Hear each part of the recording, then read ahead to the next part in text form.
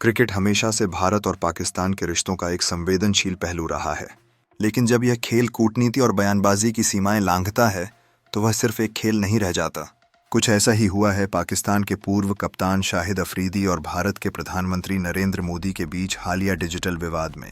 इस कहानी की शुरुआत होती है उन दिनों से जब भारत सरकार ने राष्ट्रीय सुरक्षा के मद्देनज़र कुछ पाकिस्तानी यूट्यूब चैनलों को भारत में प्रतिबंधित कर दिया। इनमें शाहिद अफरीदी, वसीम अकरम और रमिज राजा जैसे नाम शामिल थे, जिनके चैनलों को भारत में देखने से रोका गया।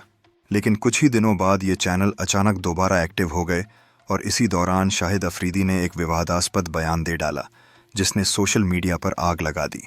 भारत सरकार ने 2024 के अंत में कुछ पाकिस्तानी यूट्यूब चैनलों को बैन किया था।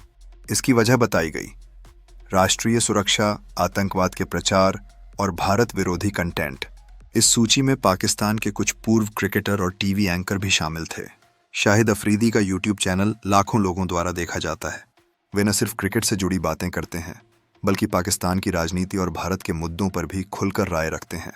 भारत सरकार को यह आपत्ति थी कि इन चैनलों पर ऐसे बयान दिए जा रहे थे जो भारत की संप्रभुता और सुरक्षा के खिलाफ थे। कुछ ही हफ्तों में भारत के दर्शकों ने देखा कि अफरीदी और अन्य पाकिस्तानी क्रिकेटरों के चैनल फिर से दिखने लगे।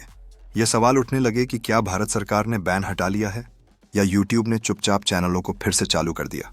सूत्रों के मुताबिक यह एक आंशिक बहाली, पार्शियल रिस्टोर हो सकती है जो यूट्यूब की तरफ से की गई हो। संभव है कि यूट्यूब ने खुद से भारत में कंटेंट को फिर से उपलब्ध करा दिया हो, बगैर सरकार की अंतिम अनुमति के। लेकिन इसी दौरान अफरीदी ने जो बयान दिया उसने इस तकनीकी गलती को एक राजनीतिक मुद्दा बना दिया। एक पाकिस्तानी न्यूज़ चैनल पर दिए गए इंटरव्यू में शाहिद अफरीदी ने कहा, मोदी में दम नहीं है, वो सिर्फ अपनी राजनीति चमकाने के लिए हिंदुत्व का कार्ड खेलते हैं। भारत अब एक सहनशील देश नहीं रहा।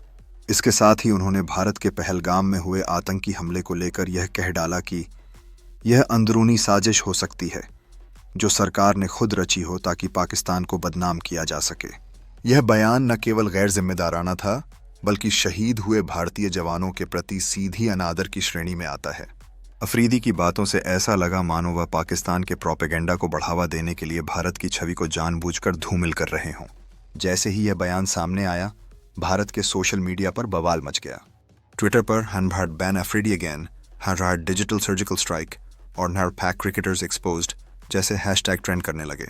लोग पूछने लगे, क्या भारत में अब कोई भी कुछ भी कह सकता है और उसका चैनल चालू रहेगा? क्या यूट्यूब भारत सरकार की नीति के खिलाफ जाकर काम कर रहा है? क्या अफरीदी को भारत में बोलने की आज़ादी है लेकिन भारतीय चैनलों को पाकिस्तान में नहीं? कई भारतीय यूजर्स ने यह भी कहा कि अफरीदी जैसे लोगों को भारत से डिजिटल रूप से भी दूर रखा जाना चाहिए।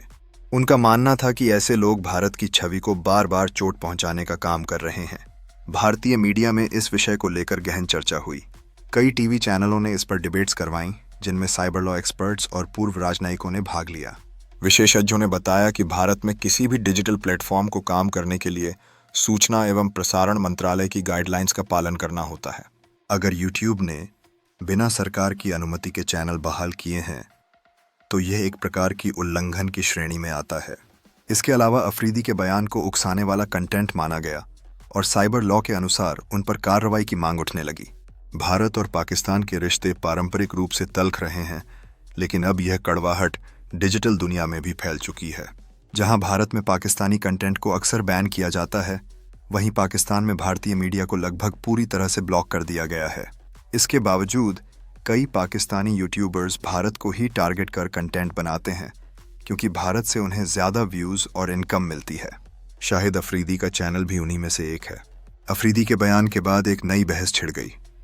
क्या सोशल मीडिया पर अभिव्यक्ति की आज़ादी का दुरुपयोग हो रहा है? एक तरफ अफरीदी जैसे लोग भारत के खिलाफ बयानबाजी कर रहे हैं, लेकिन भारतीय यूट्यूबर्स या पत्रकार पाकिस्तान में प्रतिबंधित हैं।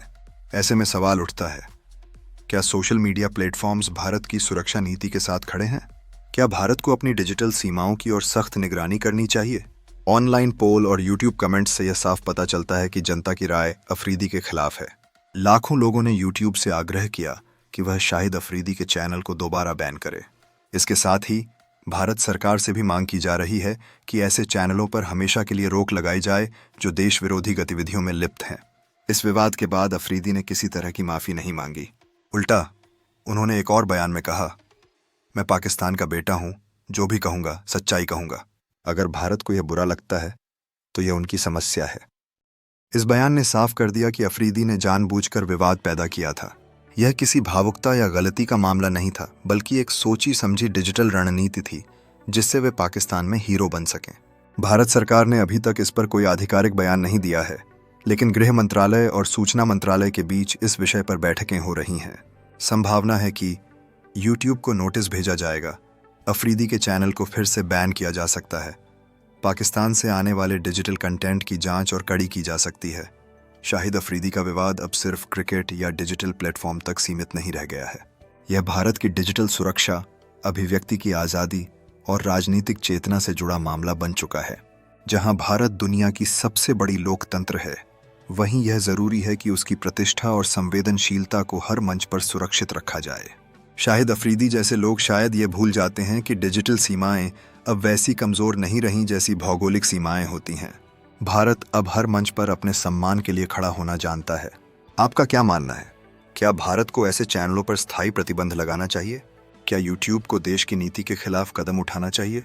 क्या अफरीदी जैसे लोगों को जवाब देना जरूरी है या नजरअंदाज करना ही सही रास्ता है?